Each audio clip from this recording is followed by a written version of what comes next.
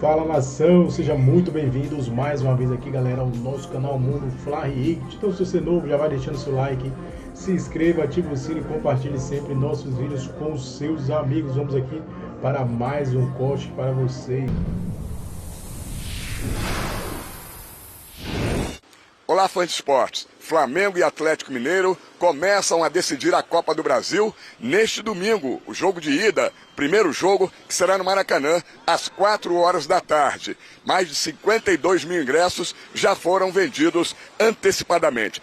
Enquanto o Flamengo, no seu último jogo pelo Campeonato Brasileiro, jogo adiado da 17ª rodada, na última quarta-feira empatou por 1-1 contra o Internacional, lá no estádio Beira-Rio, em Porto Alegre, o Atlético Mineiro vem de um empate muito importante, 0-0 contra o River Plate da Argentina, em Buenos Aires, jogo de volta das semifinais da Libertadores da América. Com este resultado, já tinha vencido o primeiro jogo por 3-0 lá em Belo Horizonte, acabou indo para a final da Libertadores da América, eliminando o River Plate da competição. Para o jogo de domingo, o técnico do Flamengo, Felipe Luiz, tem desfalques. 2 jogadores estão suspensos. O atacante Bruno Henrique, que foi expulso contra o Corinthians, segundo jogo da semifinal, lá na Neoquímica Arena. O outro suspenso é o volante chileno Eric Pulgar, pelo 3º cartão amarelo. O técnico rubro-negro Felipe Luiz fala deste momento do Flamengo em que precisa fazer gols no próximo domingo para sair em vantagem nessas finais da Copa do Brasil. Como eu falei, o meu trabalho é fazer o time tentar chegar até a área do adversário da melhor máximo possível, criar o máximo de chances e depois os jogadores, a contundência nas áreas são dos jogadores. 2 jogadores já atuaram na Copa do Brasil por outras equipes e não podem jogar pelo Atlético. O volante titular Fausto Vera, que já jogou pelo Corinthians, e o atacante Daverson, que já atuou pela equipe do Cuiabá. O Atlético pode conquistar 2 títulos ainda nesta temporada. Arana e Hulk falam dessa possibilidade com o time envolvido em 2 decisões de Copas. Decisão, né? Eu acho que 2 equipes que chegaram por merecimento. Tenho certeza que será uma final muito truncada, né? Que também vai se decidir em detalhes. Estamos sendo felizes nas Copas. Temos que aproveitar esses jogos das Copas, aproveitar que estamos em 2 finais, não é fácil, estava conversando agora com o Milita ali. Então, de Flamengo e Atlético Mineiro, nesses 8 jogos da Copa do Brasil, o Flamengo com 6 vitórias, 1 empate e 1 derrota. Um aproveitamento de 79,2%, 7 gols marcados e 1 sofrido. Já o Galo, 4 vitórias, 3 empates e 1 derrota, um aproveitamento de 62,5%, faz mais gols, 11, mas leva mais também, 5 gols sofridos. Rafa, você consegue olhar para uma dessas equipes e apontar algum favoritismo de um lado? Do confronto, para o título. Não consigo não. Eu raramente fico em cima do muro, viu, Marcela? Eu sempre acho que toda decisão tem um favorito. Então vamos pelo jogo. O jogo de amanhã no Maracanã. O jogo de amanhã, o Flamengo é levemente favorito, pela apesar de não estar jogando aquilo que pode jogar, se nós levarmos em consideração o potencial do time e o que foi o poder transformador interno do Felipe Luiz quando ele assumiu o comando técnico do Flamengo, né? Ali alguns jogadores voltaram a render muito bem. Aquela partida contra o Corinthians, né, a semifinal, o jogo do Maracanã foi emblemática, um Flamengo de intensidade que transformou o controle técnico do jogo em um volume absurdo de finalizações. Então você tem algumas imagens já deixadas pelo novo técnico que trazem muita esperança. Mas é um Flamengo com problemas físicos de jogadores, com mudanças de escalação, com desfalques importantes. Então, assim, acaba que não é o Flamengo ideal. O que pode trazer o Flamengo mais para dentro dessa decisão é exatamente esse fator de ser um jogo em casa e um pouco da ressaca do Galo pós-conquista de vaga para a final da Libertadores. Eu creio nisso, né? O Atlético está nas 2 finais de Copas, vem de um jogo dificílimo lá em Belo Horizonte, em Buenos Aires. Então, isso denota uma tendência pequena para o Flamengo no jogo. E claro que o que acontecer amanhã vai balizar o jogo da volta em Belo Horizonte. Bola por bola, uma linha de recorte mais recente das 2 equipes coloca o Flamengo numa condição inferior à do Atlético Mineiro.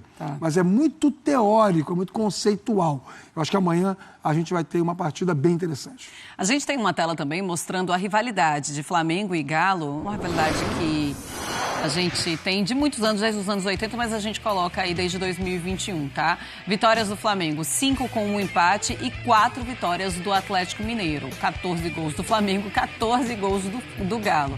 O Atlético venceu a Supercopa do Brasil em 2022 e o Fla avançou na Copa do Brasil em 2022. É realmente uma rivalidade que cresceu muito nos últimos anos, porque são duas equipes que são muito boas, realmente. Quando a gente pensa em Campeonato Brasileiro e a gente pensa em elenco, a gente coloca sempre ali, nos últimos anos, o Flamengo, o Galo e o Palmeiras. Mas o Flamengo e o Galo sempre estão ali em cima, então essa rivalidade vai aumentando também. Flamengo, Galo, Palmeiras. Quando você pensa no Galo e o Galo sem o Daverson e como as coisas mudam muito rapidamente, sem o Falso Vera também, mas sem o Daverson, a gente pensa assim, né? Como assim o Daverson virou esse jogador tão importante para o Galo? Mas virou. Depois da semifinal de Copa Libertadores, ele é esse jogador importante que não vai poder estar ali na Copa do Brasil. E você tem nele uma figura hoje emblemática, né? Porque o jogador não é só o que ele faz em campo, é o que ele carrega fora dele. E acho que o Daverson conseguiu chegar a um estágio hoje dentro do Atlético Mineiro de um jogador extremamente vinculado à torcida. Foi um elemento surpresa que o Milito estabeleceu para alguns jogos importantes da temporada nessa reta final, decisivo contra o Fluminense, decisivo na Libertadores contra o River Plate. É um jogador que tem uma estrela muito grande e uma serventia para a equipe muito grande também.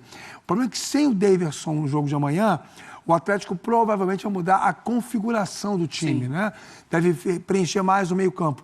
Para poder trazer um exemplo para o Fantasport, fica mais fácil para explicar. Talvez um Galo mais próximo daquele que venceu o Vasco, empatou com o Vasco, né? Em São Januário e conquistou a vaga para a final da Copa do Brasil. Com mais gente no meio-campo, imagino que seja essa a ideia do Milito para o jogo de amanhã.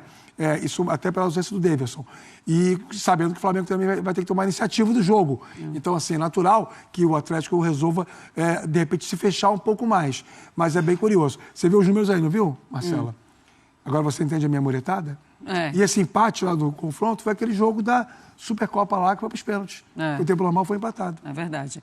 Se a gente pensa também nesse confronto, nas duas equipes, e a gente pensa em um Galo pensando em Libertadores. A final da Libertadores é só no final do mês, tem um mês ainda.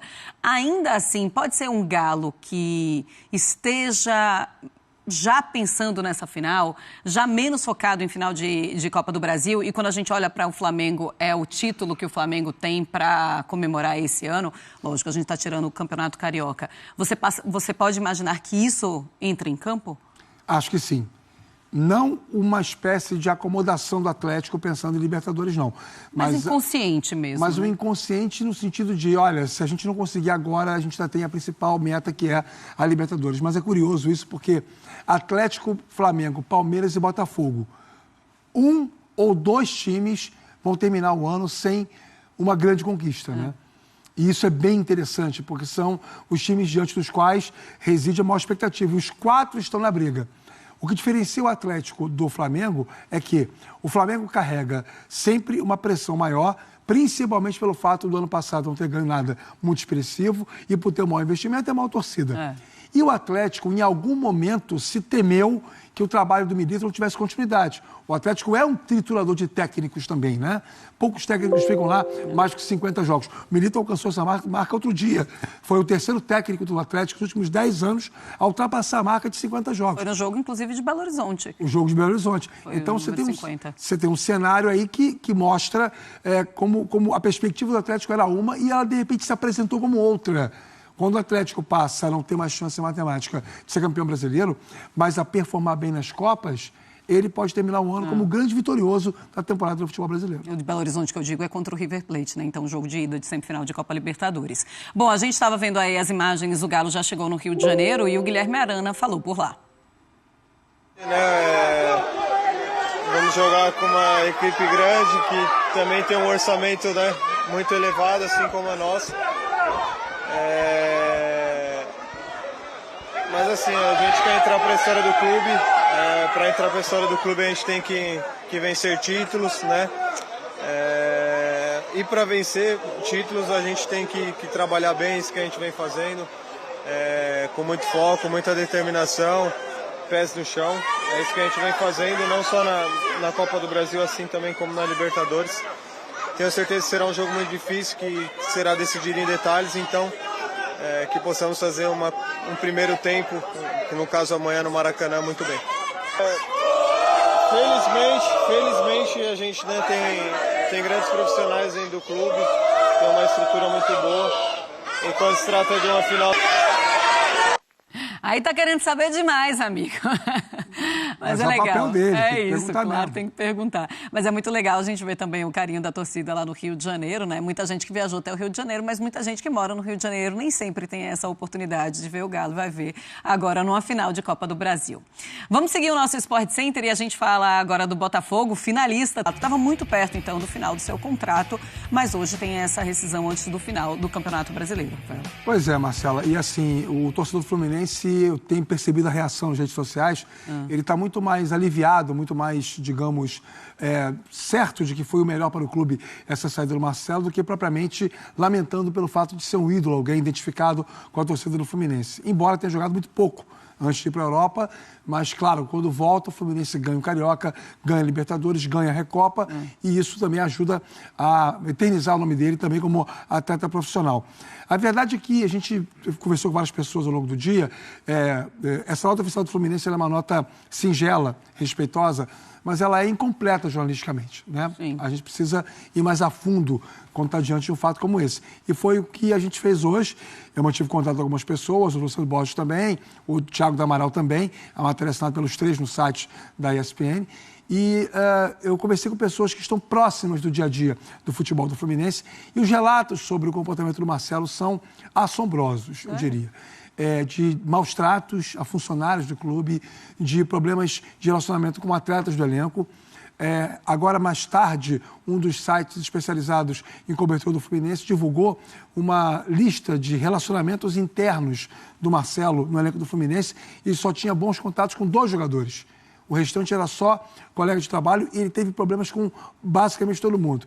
Soube também que ele chegou a dizer, em alguns momentos, para jogadores mais jovens do elenco do Fluminense, que eles não deveriam ficar muito preocupados com treinamento físico, porque isso não era tão importante assim. Se eles fossem talentosos, isso seria suficiente. Mas o principal dele nem foi isso, né? Foi o quanto ele se colocou de uma maneira inadequada na relação com o comando, com o primeiro Fernando Diniz, depois o Marcão em algum momento, depois o Mano Menezes, sempre medindo forças veladamente.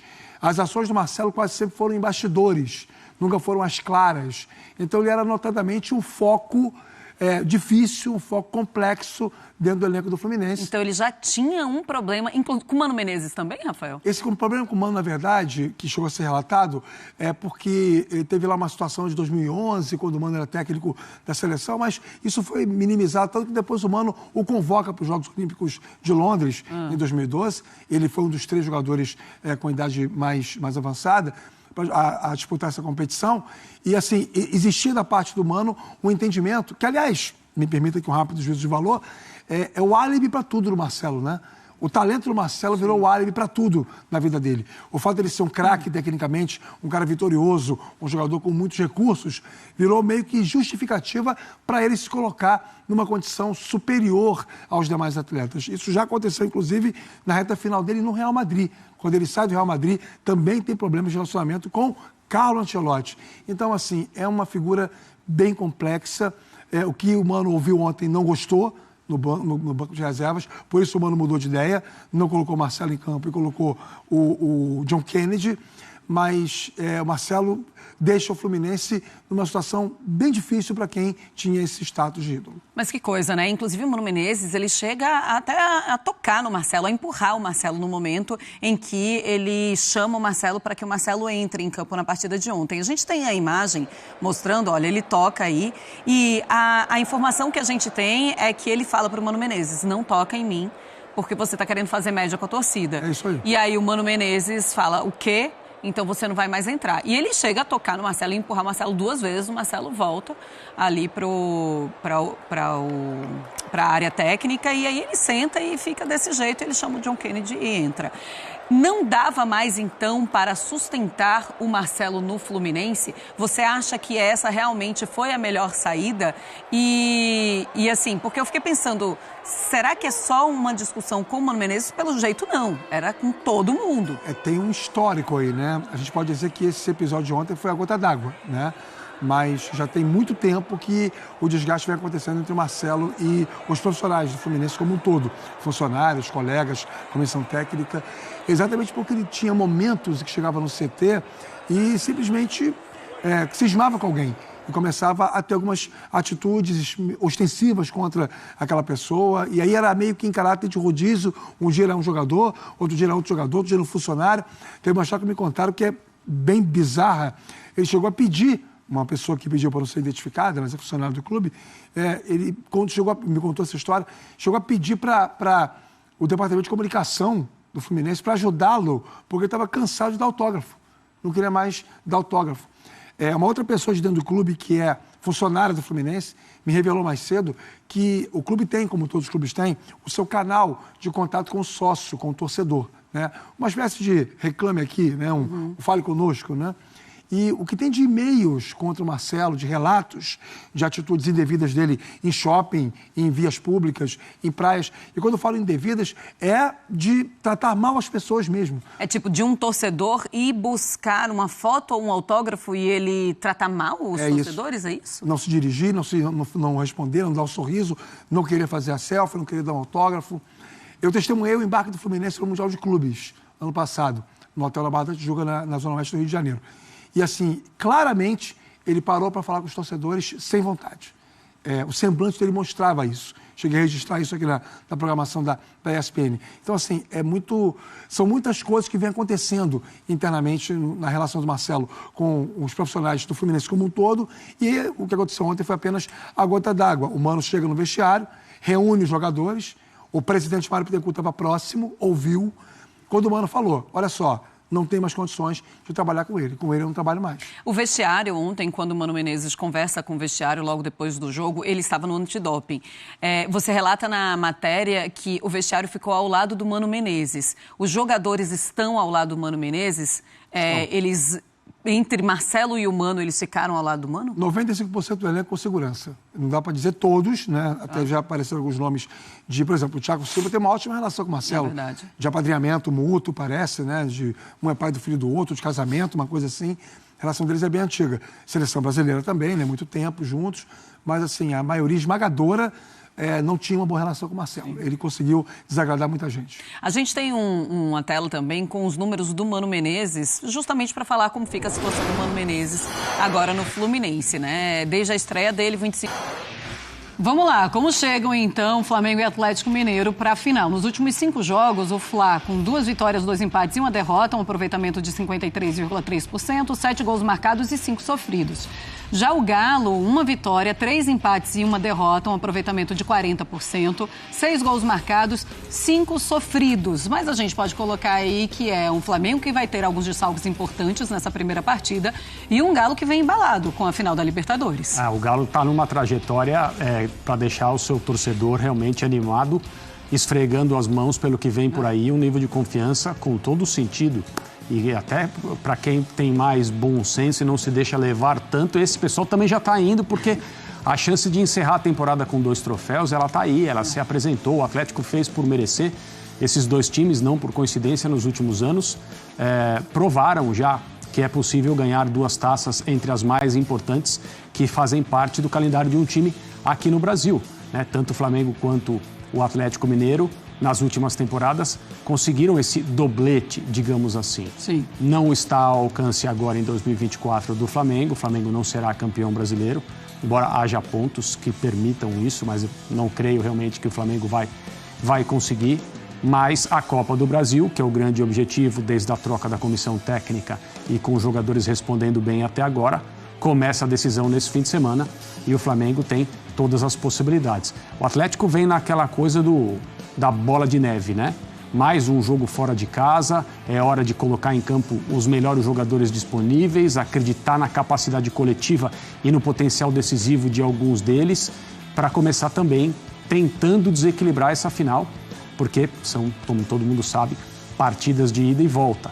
Mas a temporada pode ser verdadeiramente histórica para o Atlético Mineiro, com 2 troféus, as 2 Copas, né? A Copa do Brasil e a Libertadores. Pois é, e o Flamengo não vai ter o De La Cruz, não tem o Bruno Henrique, não tem o Pulgar. Se a gente olha para o lado do Galo, a gente já vê o tamanho do Daverson diferente depois do que aconteceu na semifinal de Libertadores. Sim. Ele também não pode jogar a Copa do Brasil. É engraçado como as coisas mudam muito rápido, né? Muito o Daverson hoje é um jogador que faz muita falta para o Galo, ainda mais em um momento de decisão, em mata-mata, como é também essa final de Copa do Brasil, porque é o jogo de ida e volta. André Kfouri, você consegue ver favorito para o duelo? Não. Tem como, né? É muito difícil, realmente. E com os desfalques, quem é que sofre mais? Eu não sei se sofre mais, mas você acabou de falar do Daverson, né? Se o Daverson pudesse jogar, ele já estaria pensando no gol que ele marcou pelo Palmeiras na final da Copa do Brasil, da Copa Libertadores. A gente mostrou um material com o Andreas Pereira agora há pouco. O João Castelo Branco mencionou esse gol, né? Ele teria a condição de usar esse momento também para se sentir ainda mais confiante. Os companheiros enxergam a capacidade decisiva dele em campo. Se faltavam exemplos, a última atuação dele dessa maneira, fazendo gols e liderando e puxando a torcida, chamando o torcedor para dentro do campo. Parece que ele está no Atlético Mineiro há várias e várias temporadas fazendo isso. Mas não, ele chegou há pouco tempo. Então eu acho que não ter o Daverson num jogo decisivo é muito ruim para o Atlético. Mas é uma questão de regulamento, não há o que questionar em relação a isso. Eu acho que por esse aspecto, este jogador nesse momento, fazendo o que ele tem feito e não poder jogar, machuca mais o Atlético. E quando você olha e faz uma comparação assim, é um Galo que, lógico, está na final, quer o título, mas é um Galo também que está na Libertadores. Vai jogar só no final do mês, tem ainda um mês para se recuperar, então dá para você também conseguir organizar os jogadores que vão entrar em campo nas 2 competições. Sim. Mas pelo Flamengo só ter a Copa do Brasil, isso muda alguma coisa? É um Flamengo que pode entrar mais ligado na partida? A minha impressão é que decisão de troféu é decisão de troféu, né? Não adianta mais você querer ficar relativizando as coisas. O que eu acho que dá para fazer, e você mencionou, a vida é tão atropelada no calendário aqui no Brasil, quando você tem um jogo que daqui a um mês, por mais importante que esse jogo seja, por mais significativo, final de Copa Libertadores, dá para você parar de pensar nisso agora. Porque não vai adiantar nada. Então, eu acho que o Atlético tem condições de se concentrar e se mentalizar para a Copa do Brasil e para esse primeiro jogo. O Flamengo talvez se sinta um pouco mais pressionado por essa decisão, porque ele sabe que é o grande momento dele nessa temporada. Digamos que o Flamengo tem mais a perder do que o Atlético Mineiro tem nessa final de Copa do Brasil, mas é troféu. É troféu, não adianta. Agora tá todo mundo com a mão quente. Tem jeito. É claro, assim, para a final da Libertadores, dá para parar de pensar em Libertadores e pensar um pouquinho? Dá, mas não dá para parar de desempenhar um bom futebol nesse mês de jeito nenhum. Você precisa estar o tempo inteiro mostrando que está em alto nível. Eu falei no sentido da pressão e da comissão técnica, esse jogador será que pode jogar? É claro que, né, o Atlético, a partir de agora, tem que cuidar dos seus jogadores, porque o objetivo é chegar à final do dia 30 na melhor condição possível. Mas você não pode brincar com o final de taça, Copa do Brasil. Então você também precisa que esses jogadores estejam em campo. E tem uma coisa, né? Imagina o Felipe Luiz chegando agora e já ganhando também esse título com os seus companheiros de 2019, alguns deles, mas agora como técnico. Sai nação, ficamos por aqui. E esse foi mais um post aqui do nosso canal Mundo Fla React. Queria deixar aqui na descrição desse vídeo o link do canal oficial aqui no YouTube aí, da ESPN Brasil, do Grupo DIREM, para deixar os créditos e direitos autorais. Lembrando para vocês que a decisão amanhã no estádio do Maracanã é às 16 horas da tarde, jogão aí, né? Primeiro duelo aí da grande final entre Flamengo e Atlético Mineiro, nação.